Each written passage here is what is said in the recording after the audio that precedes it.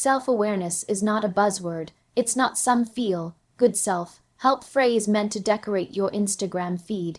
It's your first, most essential layer of armor in a world where manipulation, projection, and emotional exploitation can come at you in 1,000 subtle forms.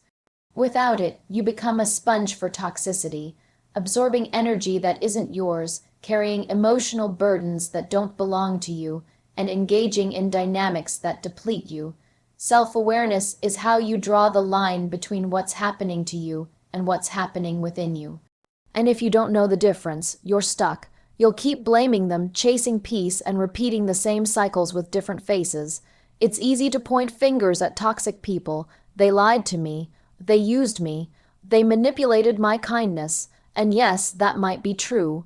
But if it keeps happening over and over, then the most powerful question you can ask is, why do I keep allowing it? That question, that's the doorway to self-awareness, not self-blame, not shame, awareness. And awareness is power. When you are self-aware, you begin to notice your patterns, not just what others do to you, but what you do in response. Do you stay quiet to avoid conflict? Do you laugh off disrespect because you don't want to seem too sensitive? Do you keep people in your life just because you're afraid of being alone? These aren't flaws. These are survival strategies that probably worked once, but now they're outdated, and toxic people can smell them like blood in the water. Here's the raw truth. People treat you how you treat you. If you abandon yourself, ignore your gut, silence your truth, others will follow your lead. Self-awareness is how you stop that cycle.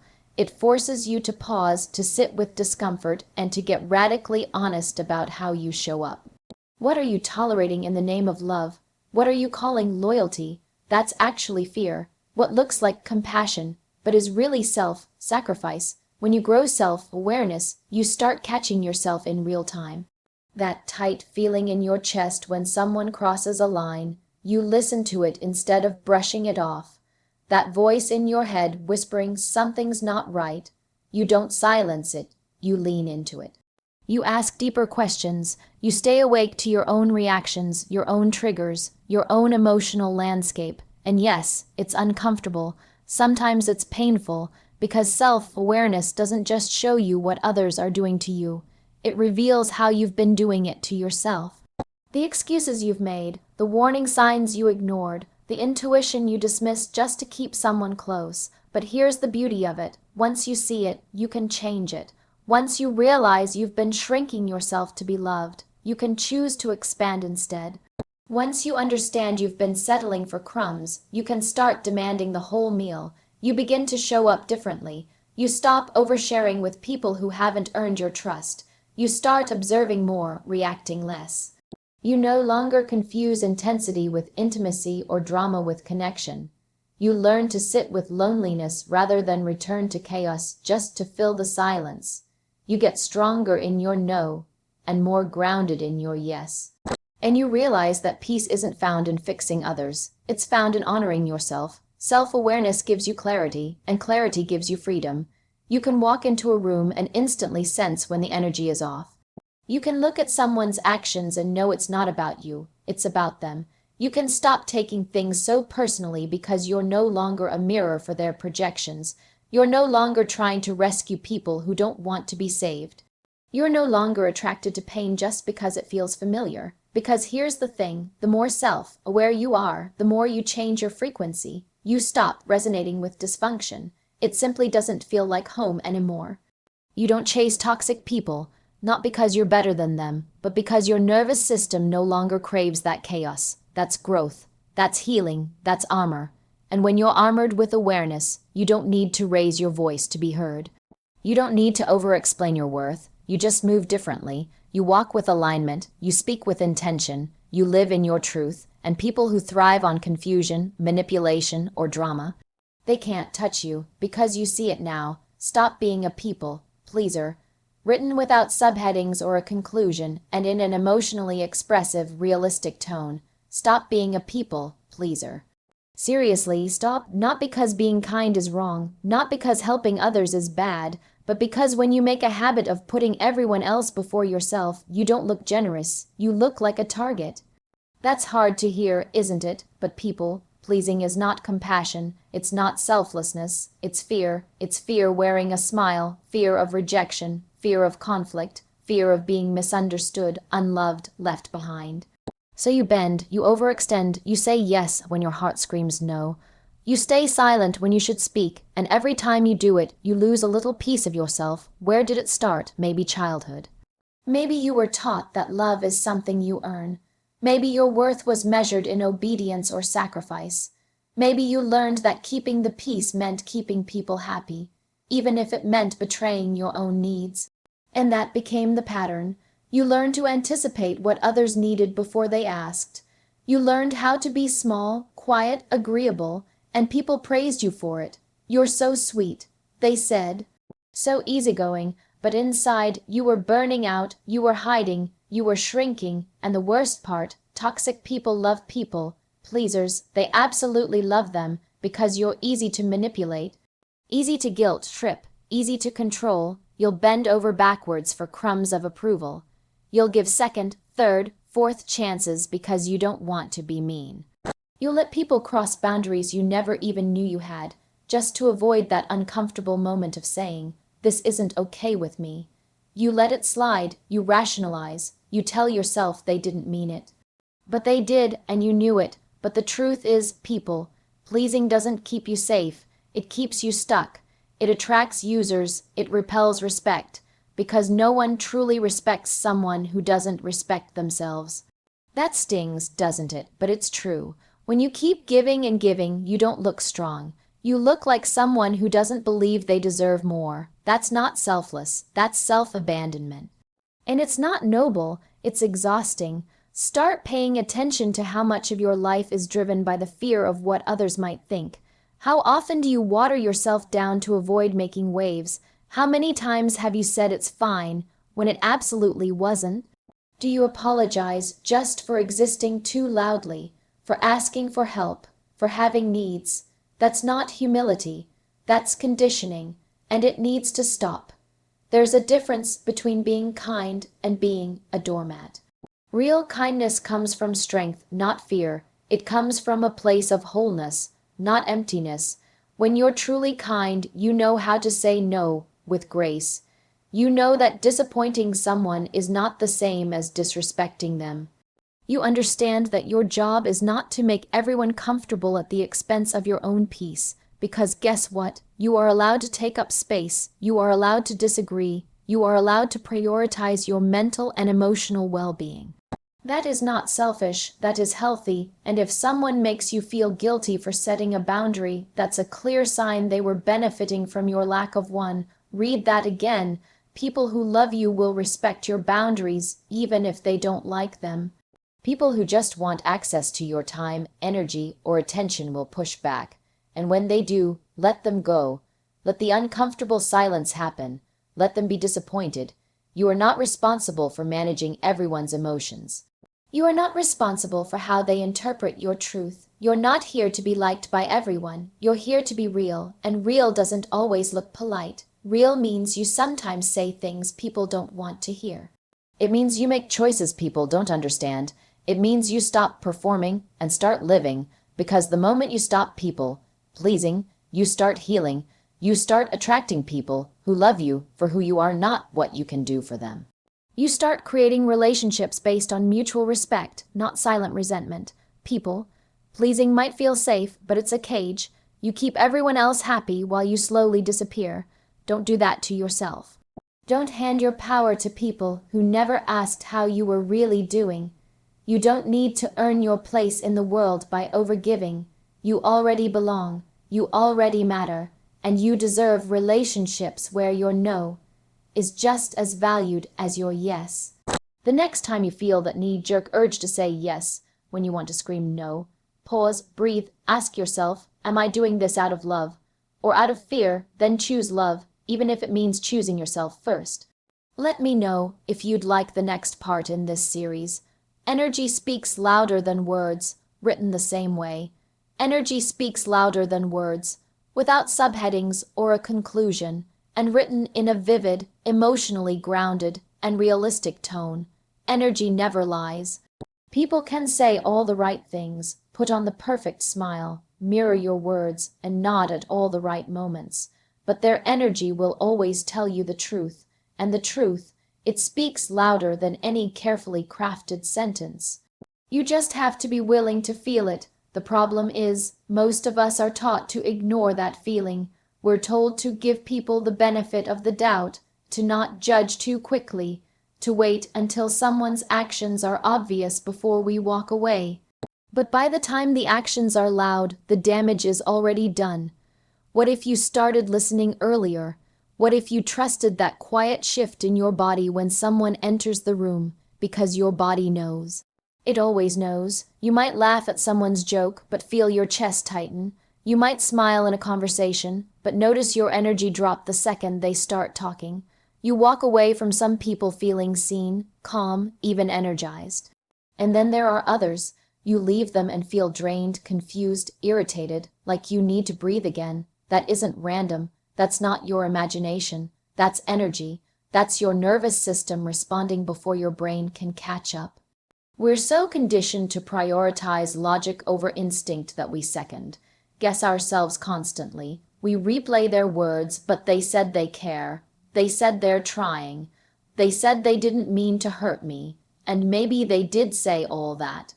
But the energy didn't match. Something in you felt the gap. Their words said one thing, but their presence said another. You felt that too, didn't you? Toxic people are masters of language. They know how to appear harmless.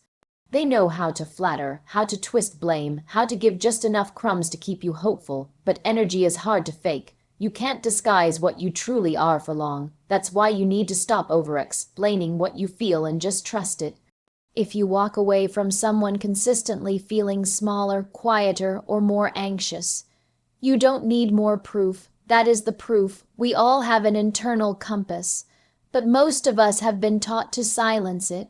We tell ourselves we're overreacting, that we're being too sensitive, that maybe it's us, not them, and that self-doubt. It's exactly what toxic people need to stay in your life.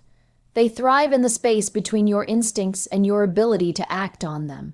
But once you begin to trust what you feel, not just what you're told, everything changes. You don't need to know why their energy is off. You don't have to diagnose their trauma or explain their behavior. You just have to feel it, honor it, and make a decision based on it. That's where your peace begins. You start noticing who brings calm into the room and who brings chaos, who makes your shoulders relax and who makes your gut twist, who listens when you speak and who just waits for their turn to talk. And the more you pay attention, the clearer it gets. Energy reveals intention. Someone can say, "I love you," but make you feel invisible. Someone can say, "I support you," but constantly downplay your growth. Someone can say, "I'm here for you," but show up only when it's convenient. Those words mean nothing if the energy behind them feels hollow. The truth is, love is not what someone says, it's how they make you feel, and that feeling is your greatest guide. Some people light you up without even trying. Their presence is peaceful. You don't have to perform. You don't have to protect yourself. You can just be. That's energy too. That's what safe people feel like. And once you've experienced that, your tolerance for chaos and confusion will drop to zero. You won't waste time decoding mixed signals or justifying how someone means well. You'll walk away the moment the energy feels wrong, because now you understand that what you feel is more trustworthy than what you hear. This is not about being cold or judgmental. It's about being connected to yourself. It's about realizing that you don't owe anyone access to your time, your space, or your heart if their energy costs you peace. You don't need an excuse to protect your well-being. You just need awareness and the courage to act on what you already know. So stop waiting for people to prove they're toxic. Start listening to how they make you feel. Stop holding onto the words and start believing the energy, because the truth is always there. It's always been there. It's just waiting for you to trust it. Let me know if you'd like the next segment, Heal What You Tolerate, written in the same style. Heal What You Tolerate, written in a fluid, emotionally compelling tone. Without subheadings or a conclusion, you attract what you allow, and what you allow is often shaped by what you haven't yet healed. That's why healing isn't just about moving on. It's about waking up. It's about realizing that the things you've been tolerating in others are often reflections of what you've learned to tolerate within yourself. The patterns, the excuses, the silence, it's all connected.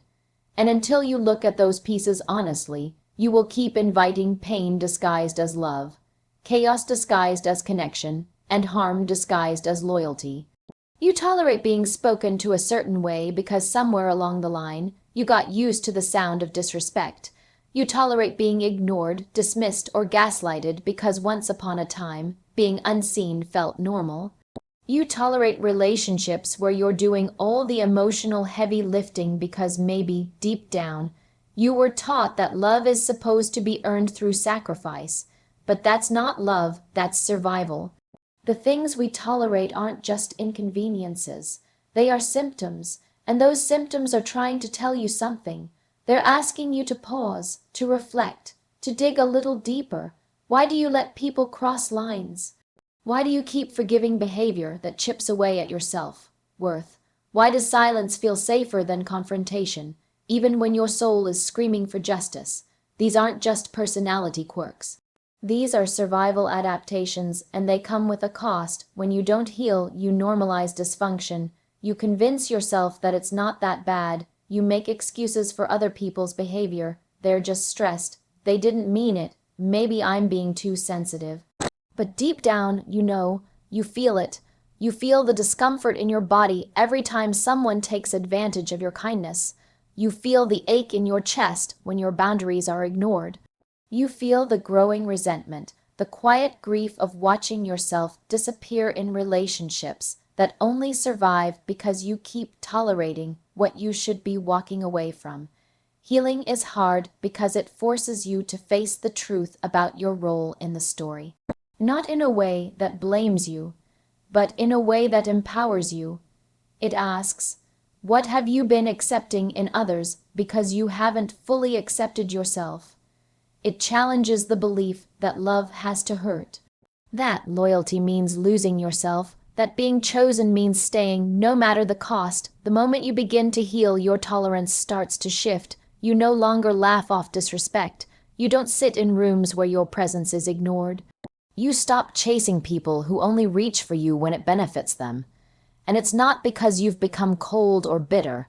It's because you've remembered your value. You've reconnected with the version of you that knows they are worthy of being treated with care, with honesty, with consistency. People will tell you that you've changed, and they're right. You're no longer the version of yourself that accepted crumbs and called it a feast. You're no longer available for the kind of pain you once thought was love. You're no longer interested in fixing people who refuse to grow. That change, that's the result of healing. That's the result of looking at what you used to tolerate and saying, not anymore. The things we accept shape our lives. If you keep tolerating emotional neglect, you'll keep living with loneliness, even in the presence of others. If you keep tolerating manipulation, you'll keep questioning your own reality. If you keep tolerating surface-level love, you'll keep missing out on the depth and intimacy you truly crave.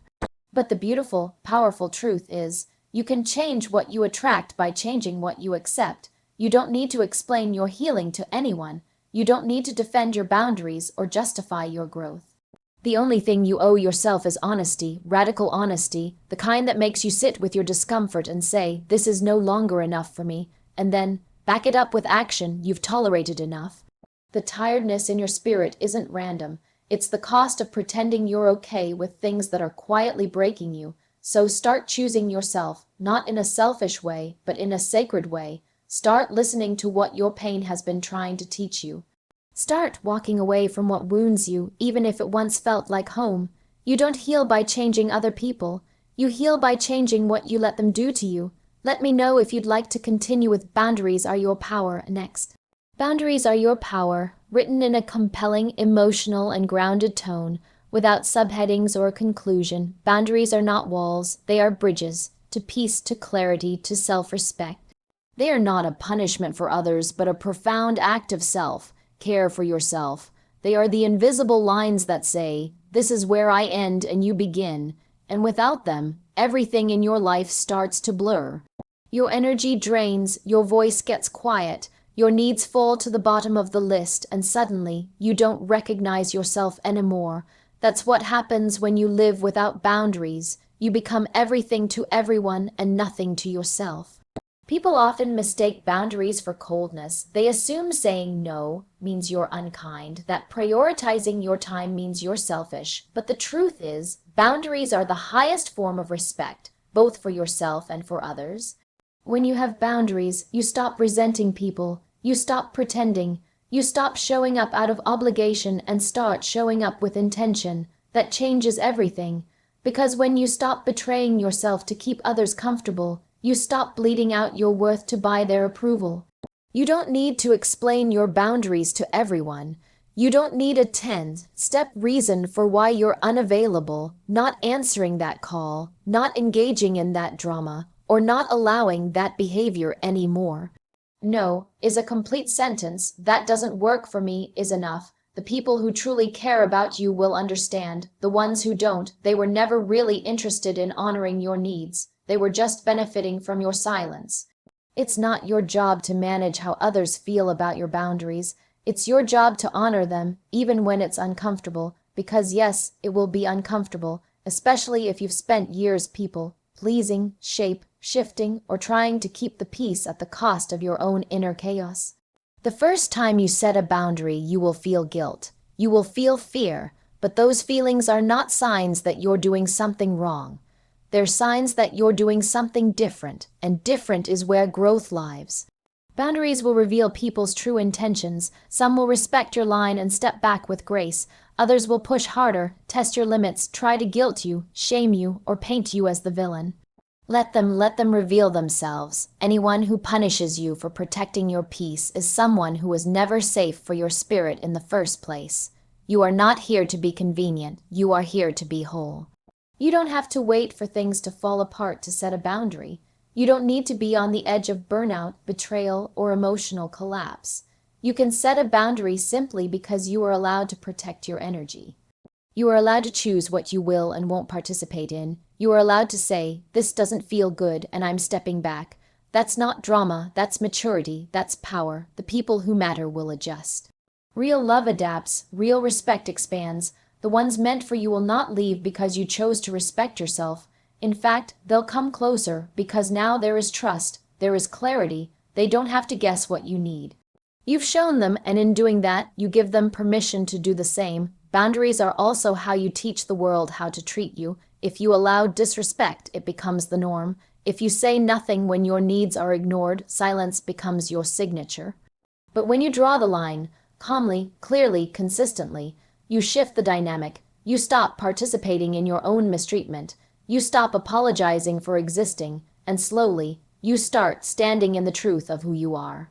There is nothing more powerful than a person who knows where they end and others begin. A person who can love deeply and still say enough. A person who can be generous but not exploited, kind but not used. Present but not available for everything and everyone. That kind of self-respect radiates. It teaches people not just how to treat you, but how to treat themselves. You are not here to be everyone's solution, savior, or emotional dumping ground. You are not required to keep giving until there's nothing left for you. You have the right to rest, to say no, to walk away, to protect your peace like it's sacred, because it is. Your peace is the soil where your purpose grows.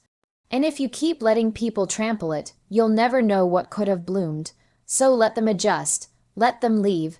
Let the ones who don't understand fall away. Your job is not to keep everyone happy. Your job is to keep yourself aligned, and every time you honor your boundaries, you choose yourself, not out of fear, not out of anger, but out of deep, undeniable love for the person you're still becoming. Let me know if you'd like me to continue with Stop Arguing with Potential, in the same tone and format. Reclaim Your Identity, written in a deep, emotionally resonant voice, without subheadings or a conclusion. Somewhere along the way, you forgot who you were. You didn't mean to. It wasn't some dramatic moment. It was quiet. It was subtle. It was the slow wearing down of your voice to make others feel comfortable. It was the shrinking of your dreams to fit into someone else's version of your life. It was the way you said yes when everything in your body wanted to scream no. It was the way you smiled while swallowing disappointment. The way you stopped talking about what lit you up because no one seemed to listen anymore. Piece by piece, moment by moment, you gave parts of yourself away, and now you're left with questions echoing through your spirit. Who am I, really? What do I even want anymore? Reclaiming your identity isn't about reinventing yourself, it's about returning to yourself. The version of you that existed before the world told you who to be, before you were praised for being quiet, compliant, helpful, before your value was tied to what you could do for others, before you were taught that being liked was more important than being real. That version of you, she's still in there, he's still waiting, maybe a little bruised, maybe a little quiet, but not gone, just buried beneath the roles you've been playing. It's easy to get lost in the masks. The good girl, the strong one, the fixer, the provider, the one who keeps it all together, and sometimes we wear those identities for so long that they become second skin. We don't even question them, we just survive. We adapt, but survival isn't the same as living, and if your identity is built entirely around who others need you to be, then every time you change rooms, you lose a little more of yourself. Reclaiming your identity means facing the grief of all the ways you abandoned yourself. The dreams you shelved, the values you compromised, the parts of you you silenced just to be accepted. That grief is real, and it deserves space, but underneath that grief is freedom. Because once you realize that you don't have to keep performing, keep pleasing, keep pretending, you can finally begin the work of becoming whole again. Ask yourself, if no one else had an opinion, what would you want? If there were no expectations to meet, no roles to play, what would light you up? What would feel true? These are not easy questions, but they are necessary, because you cannot reclaim what you do not recognize. An identity, real identity, is not handed to you. It's uncovered, it's remembered, it's chosen. You are not your trauma. You are not your mistakes.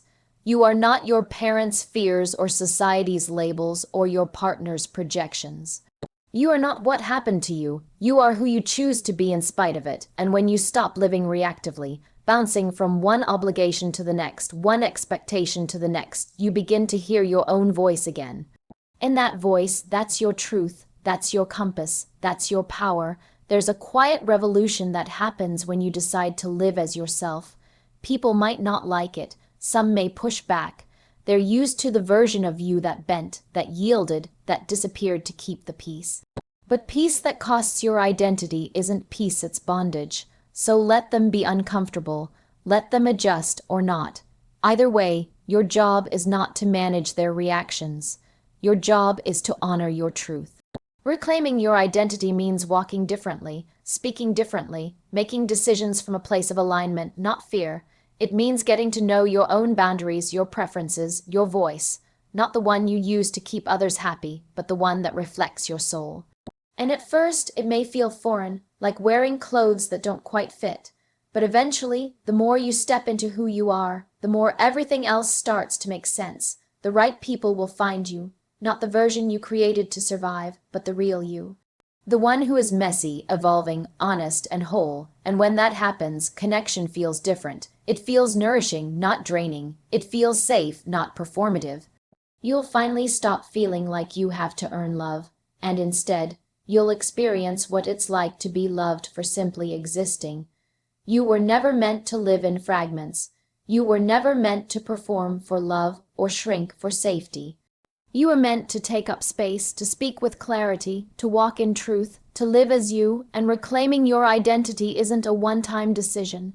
It's a lifelong practice, but every time you choose yourself, every time you listen to your own voice, you get a little closer. Not to who the world wants you to be, but to who you were always meant to be.